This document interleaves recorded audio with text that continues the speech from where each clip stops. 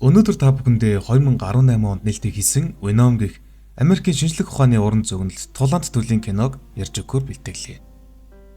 Амьдрах боломжтой шинэ ертөнцийн орон зайг судлах үеэр биоинженерийн корпоцолох амьдралын сангийн төвийн судлаач сүүлд дотн дээр амьдрал байгааг илрүүлж симбиотик гэж нэрлэгдэх шингийн хэлбэртэй хар гаргийн биетээс дөрвөн ширхэг дээж аваад дэлхий рүү буцах үед нэг дэж савнаасаа гарч хөлөг онгоцыг сөөрүүлдэг. Эрлийнхэн болон төргөн тусламжийн зүүн мал азаас сүрсэн хөлөг онгоцыг олоход нэг дэж байхгүй байх ба нэг сансрын нисгчдээс бусд нь бүгд өгсөн байдаг. Амьд үлдсэн сансрын нисгчийг төргөний машинаар авч явж байтал түүний биед симбиот орсон байх ба төргөний машиныг эвдэл сувилагчийн биед орно. Симбиот нь хүний биеийг эдгэх чадвартай бөгөөд сувилагчийн биед орсон симбиот амьдралын сангийн тэмдгийг олж тийшээ очихоор зорино.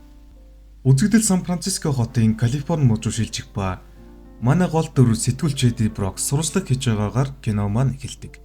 Дарган түүнийг өрөөндөө дуудаж амьдралын сангийн захирал Карлтон Дрейкийн пуужингуудын хэргийг зүгээр л нэг доголдол байсан ямар ч аюулгүй гэсэн худал мэдээлэл хийхгүй бол тэднийг ажилгүй болгож чадах нэгэн гэж хэлэхэд Эдди хүсэхгүй байсан ч тэгье гэж хэлдэг.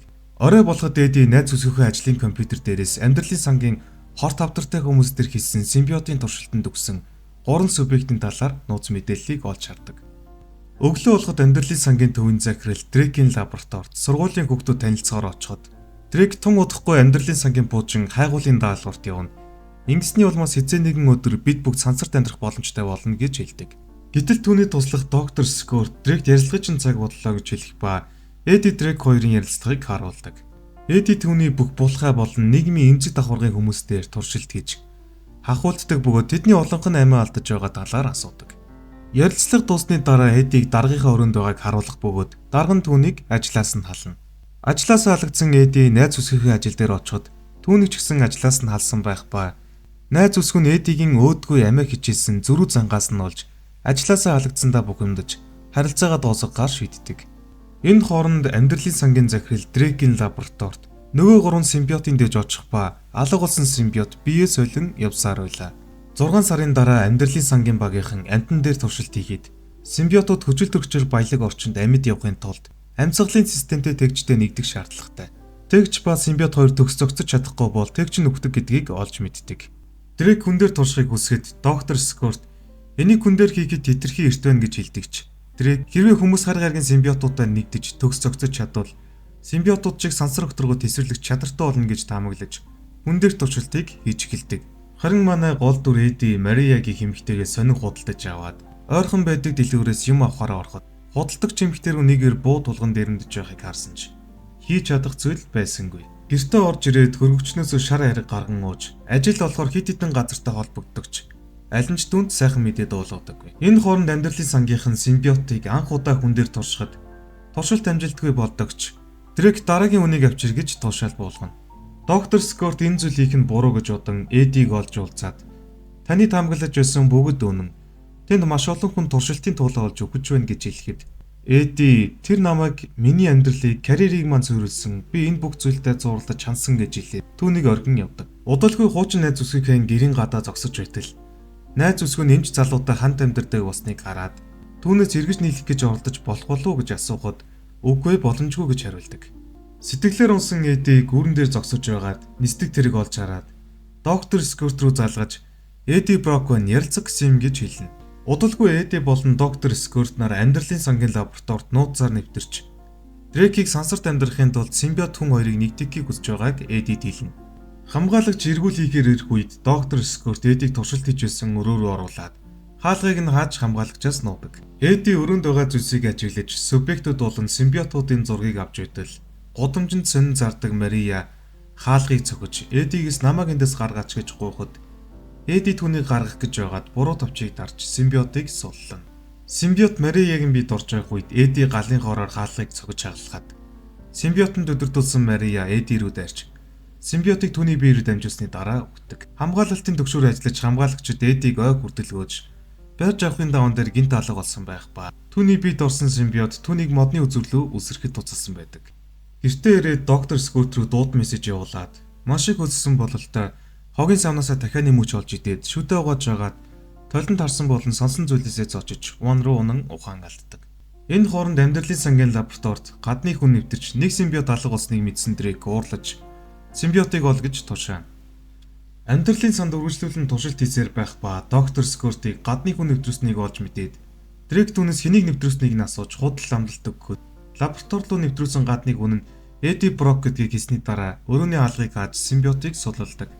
Харин Эди толгойдоо хэн нэгний хоолойг сонсох ба хаалгыг битгий онгоол гэж хэлсэн ч Эди хаалгыг онгоолгоно. Хаалгыг онгоолгоход зэвсгэлсэн хар хувцастай хүмүүс байх бөгөөд ноён Дрейкийн өмчийг буцааж авахар ирлээ гэж хэлээд буугаар онилгоод симбиот нь би энийг өөрөө зохицуулъя гэж хэлээд бүгдийг нь цогж унгаад цонхоор үсрээд мотоцикл унан зогтдог. Амьдралын сангийн хүмүүс түүнийг барихаар дронууд хөргөж араас нь машинтай көөхөд симбиот удирдлагыг авч дайралтуудаас бултан урагшилсаар байлаа. Тэднийг хоёр талаас нь хоёр машинаар хавчаад симбиот тэднийг хоёр түвшин мөргөлдүүлэхэд тэдний зүүн талаас нь машин гарч ирэн мөргөж унгаана. Түүнийг барихаар машинаас бууж ирэхэд симбиот Эдигийн бүх шархыг идгээж бүрэн хувраад түүнийг алгах гэж байтал араас нэг хүн буудгаад түүнийг шидээд буудсан хүнийг хөнөөж гол руу өсөж цагдаараас цугтдаг. Голоос гарсны дараа симбиот биеэс нь гарч ирээд би бол Веном. Чи бол миний унаа. Дрейкийн пуужин хөөргөд бид сая-саяулаа дэлхий дээр ирж хоолно гэж хэлдэг. Энэ хооронд Эдигийн хуучин найз өсгөрөө найз залгуун залгаад шинжилгээний хариу гарсан. Чи Эдигийн давчих хэрэгтэй байна гэж хэлдэг. Харин Эди ажлынхаа цонхоор ороод зөв зөвлөгөөг бичиг болон нотлох баримттай уцаа үлдээгээд гадагш гарахад цагдаа нар түүн рүү буугаар өнөлж Маск гэсэн командор Маска зөөхөд Эди ч бас Маск гэж хэлээд Веном болж хувир. Тэд утаа гаргаад утаан дотроо цагдаа нарыг нэг нэгээр нь зодож өгнө. Веном сүүлчин цагдааг яг идэх гэж байтал Эдигийн хуучин найз өсгөө айсандаа ойрлоход Эди хөвж машинд сууж түүнтэй хамт тэмлэг рүү яв. Харин энэ хооронд амьдралын сангийн лабораторид савнаасаа гарсан симбиот охины битээ ирж Дрейкт ойртон симбиотыг дамжуулдаг. Эдиг эмнэлэгт ирэхэд Дэн түүнд зүрх нь устж байгаа талаар хэлгээд Веном түүний хоолойг боож алах гэж оролдоход Эдигийн хуучин найз өсгөө өндөр давтамж тавихад Веном түүний биеэс гарах ба Дэн өрөөний алгыг хаана.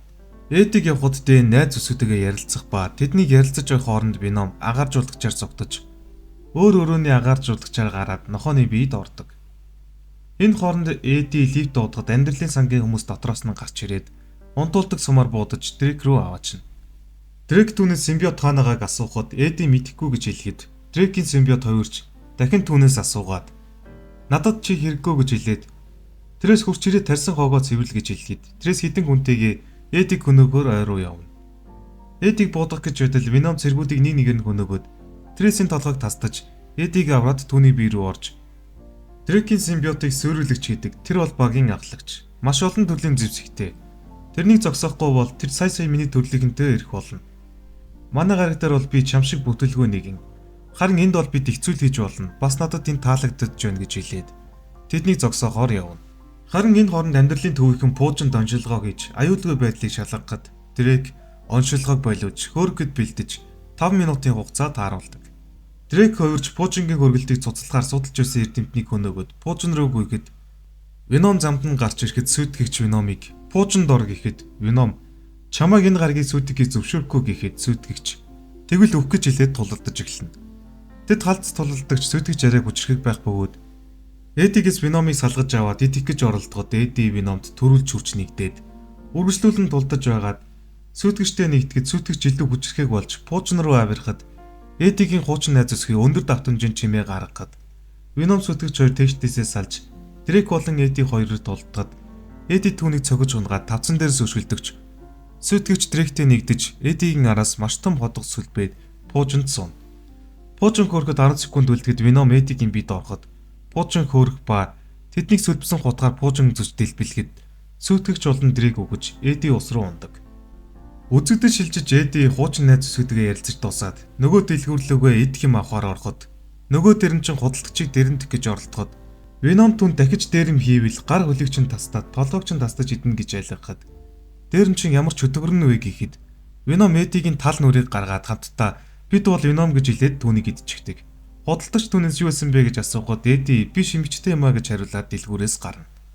Веном түүнийг шимэгч гэсэн дуурлаж уучлалгүй гэхэд Эди уучлалгүйж за тэгэхэд юу хиймээр байна да гэхэд Веном миний харж байгаагаар бол бид юу ч хийсэн болохоор байна гэж хэлээд алхаж байгаагаар кино маань дуусдаг. Кино таалагдсан бол лайк, subscribe хонхоо дараарай. Дараагийн киногоор уулзтлаа. Түр баяртай.